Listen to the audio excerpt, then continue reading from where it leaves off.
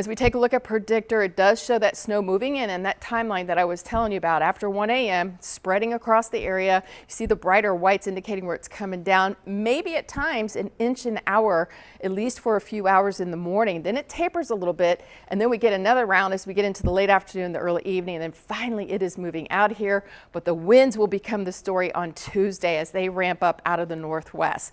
So here's a look at how much we expect: 1 to 3 inches to our north.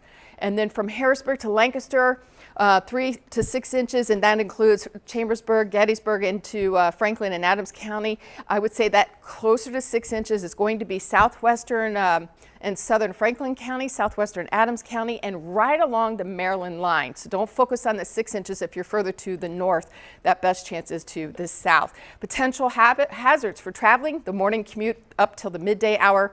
Once road crews get out there and clear the roads, it's going to improve during the afternoon. Here's a look at your 10-day forecast. Beyond tomorrow, it's windy on Tuesday, but we don't see temperatures above freezing for much of the upcoming week. You got to get into the weekend before we start to see those temperatures back up to 32 degrees.